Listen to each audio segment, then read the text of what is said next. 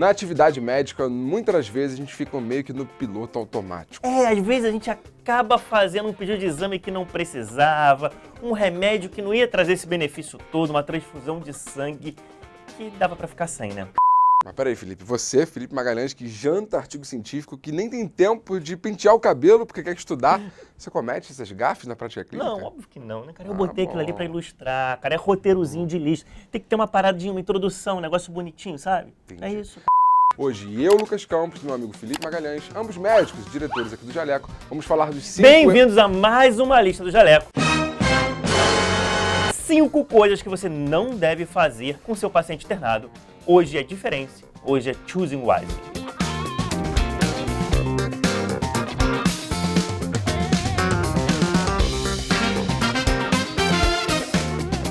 E o nosso primeiro item da lista do que não deve ser feito em hospital é uma coisa que volta e meia tem alguém fazendo. Não me diga! Até porque, né, Luquinhos? Se não tivesse alguém fazendo, não ia estar na lista, né? Eu não ia ficar falando pra não fazer coisas que ninguém faz, né? Não faz menor sentido. É igual assim, gente, não passe antibiótico pra doença viral. Cara, ninguém faz isso, né? Ninguém faz isso, Felipe. Fica tranquilo que ninguém faz. Tá ok? Mas como eu tava falando que volta e meia tem algum paciente internado no hospital, que alguém passou uma sonda vesical, ela continua lá e ó, a galera nem sabe o porquê continua. Então esse é o primeiro item da lista. Não passe, nem mantenha um sonda vesical num paciente que não tem indicação pra isso.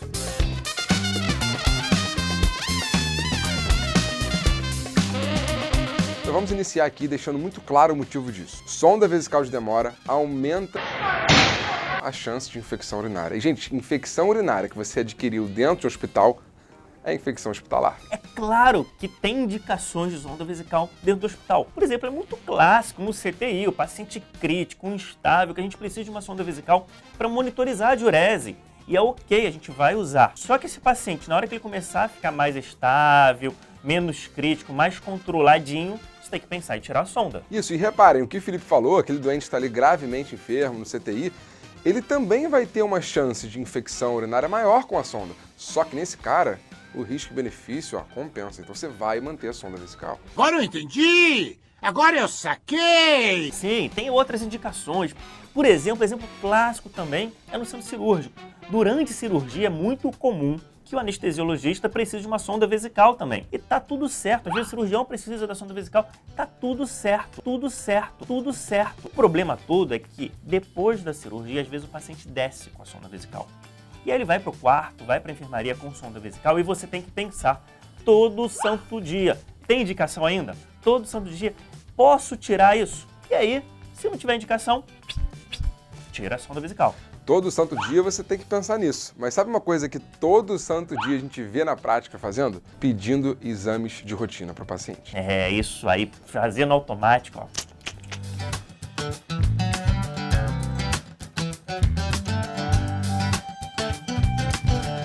Quem nunca viu aquele paciente estar internado e todo santo dia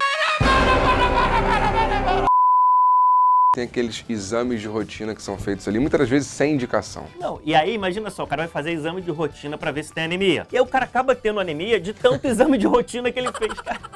Ou aquele cara ali que tá constantemente fazendo uma radiografia de tórax, cara, sem indicação nenhuma. Aí não, aí ele extrapolou. Toma radiação, né? Toma radiação em cima. Não existe, gente, um pacote de exames de rotina que devem ser aplicados todos os dias para o paciente para monitorizar. Isso não funciona, essa indicação não existe e pode levar danos. Isso pode levar a erro laboratorial, que vai levar a um diagnóstico incorreto, que vai levar a um tratamento incorreto, desnecessário, pode trazer muito prejuízo para o paciente. E já que você falou de coisas sem indicação, desnecessárias e anemia, eu junto as duas ideias para trazer um conceito. Gente, concentrado de hemácias a gente vai fazer em quem precisa, não transfunda sem indicação.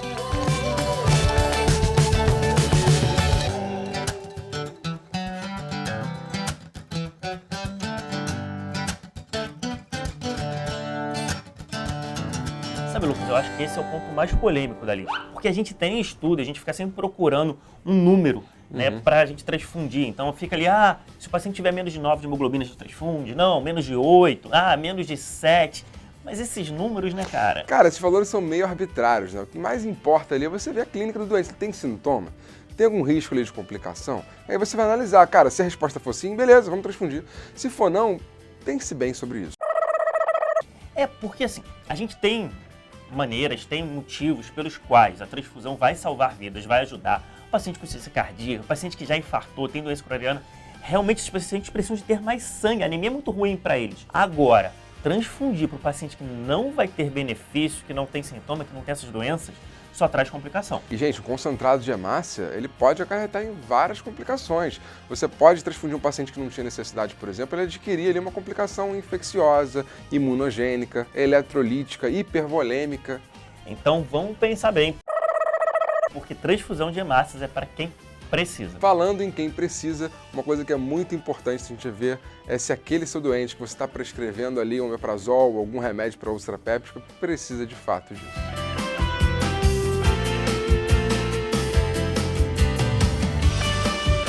Esse item da lista é até um pouco óbvio, né? Não prescreva remédios para quem não precisa de remédios. O miserável é um gênio! Só que a lista não é coisas surpreendentes, pouco óbvias que as pessoas fazem no hospital. Cara, a lista são sobre coisas que a gente faz no hospital, que médicos fazem no hospital e que não devem ser feitas. É sobre isso que a gente está falando aqui. Inclusive, omeprazol e outros bloqueadores de bomba, eles podem causar diarreia e infecções por Clostridiose difficile em nossos pacientes. Não, e não é só isso. A gente tem muita evidência sobre as diarreias, infecções de Clostridium difficile e outros Clostridium, mas alguns pacientes aumentam a chance de pneumonia. Pneumonia. Além disso, atrapalha um monte de outras coisas. Pode atrapalhar a absorção de remédios como levotiroxina, pode dar uma complicação que é bem rara, mas é nefrite intersticial aguda, pode atrapalhar a absorção de cálcio e no longo prazo, gerar osteoporose, hipomagnesemia, pode atrapalhar a absorção de ferro e dar anemia ferropriva. Mas, gente, calma lá, tem indicação, tá? Esses remédios vão proteger para algumas doenças, o paciente tem lá uma doença ulcerosa péptica, ele tem que utilizar. O que a gente está querendo dizer aqui é que não é para sair utilizando a esmo, para todos os pacientes. Ele tem benefício quando bem indicado, como, por exemplo, para as úlceras pépticas. Tem pacientes que nem úlcera tem, mas tem alto risco, paciente com sepsis, ventilação mecânica, uso de adrenalina, esses pacientes se beneficiam. Então tem que usar para esses pacientes, mas não usar para todo mundo, porque pode trazer malefício.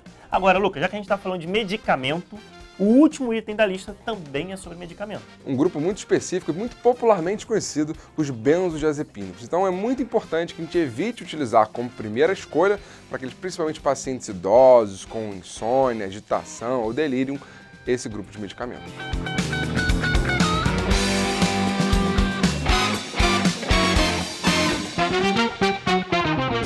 Esse da lista, assim, às vezes dá uma vontade de usar mesmo, né? Porque você vê o paciente com insônia, passa e a insônia melhora, ele dorme. E aí você pega o paciente com agitação e ele fica quieto. E aí você pega o paciente com delírio. Não, ele continua com delírio, né? Paciente com delírio, né? Sou engraçadinho. Então o idoso que melhorou agora a insônia, ele passa a ter delírio. Aquele cara que era agitado, ele passa a ter delírio. E a pessoa que tinha delírio agora piorou o delírio. Mas agora ele tem um delírio quieto, né? Ele tem um Sim. delírio hipoativo. Só que, na verdade, essa história do delírio hipoativo às vezes é pior, né? Porque ele é meio negligenciado. O paciente idoso que tem delírio, que está agitado, todo mundo presta atenção, vai ver a causa, não sei o quê. Às vezes delírio hipoativo, paciente sedadinho, quietinho, não sei o quê, que é bem comum, aliás, ele pode ser negligenciado, a gente não trata ele direito. E o problema não para por aí. Esses benzodiazepínicos também podem induzir risco de queda para esses idosos. E, gente, queda e ser idoso não é uma combinação muito boa.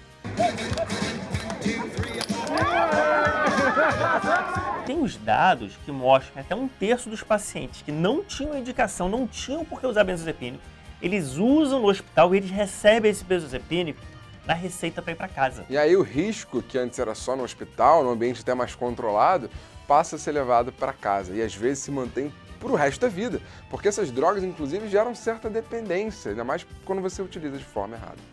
Bem, com benzodiazepínicos, fechamos aqui a nossa lista de 5 coisas para não fazer com seu paciente internado. Falamos de: não indique ou mantenha sonda vesical de demora em pacientes sem indicação específica, não solicite exames laboratoriais ou métodos de imagem seriados de rotina em pacientes hospitalizados estáveis clinicamente, não transfunda concentrados de hemácia com base em limiares arbitrários de hematócrito ou hemoglobina na ausência de sintomas ou doenças como doença coronária nativa, insuficiência cardíaca, acidente vascular encefálico. Não prescreva medicações para profilaxia de úlcera de estresse para pacientes internados sem indicação precisa e não utilize benzodiazepínicos ou outros sedativos hipnóticos em idosos como primeira escolha para insônia, agitação ou delírio. E essa lista aqui foi feita a partir das recomendações da Choosing Wisely, que é uma iniciativa para evitar tratamentos e diagnósticos desnecessários nos pacientes. E essa iniciativa internacional agora tem uma versão brasileira também. Que chama Choosing Wisely Brasil. E além de muito amor e carinho, essa lista foi feita com as 5 recomendações da Academia Brasileira de Medicina Hospitalar. Para Choosing Wisely. Bem, gente, é isso. Um abraço. Lembre-se sempre que não é não, mas às vezes menos é mais. É isso aí, galera. Deixe aqui nos comentários recomendações para as próximas listas. Um grande beijo e até a próxima. Tchau, tchau. Cara, eu fiquei um pouco incomodado com essa lista de hoje, sabia? Incomodado por quê, cara? Sei. Cara, a lista é excelente, as recomendações são boas, teve memezinho, teve 2 ou 3 piadinhas, cara. A gente ensinou medicina. Eu tô sentindo que você tá ficando um pouco mais preguiçoso, cara. Você antes fazia as listas com empenho, porra, me perguntava uma dica ali ou outra, fazia o roteiro com toda a atenção. Agora você tá roubando a lista dos outros. Cara, é a primeira lista do Jaleco que não é uma lista do Jaleco, é verdade. É verdade. Pois é. Mas eu vou fazer então depois uma. Vou fazer 5 doenças que o Lucas não tem, mas ele parece que tem. Se liga só. Então esse é o primeiro lista da item. E para começar com exemplos aqui do... Esqueci. Não indique ou mantenha sonda vesical de demora em pacientes sem indicação específica. Não solicite... Caralho, é só ler. E essa lista, além de que foi feita com muito carinho e amor, foi com as dicas da Academia Brasileira de Medicina. E essa lista, além de ter sido feita com muito amor e carinho, ela seguiu as recomendações da Academia Brasileira De Medicina Hospitalar. de Medicina Hospitalar.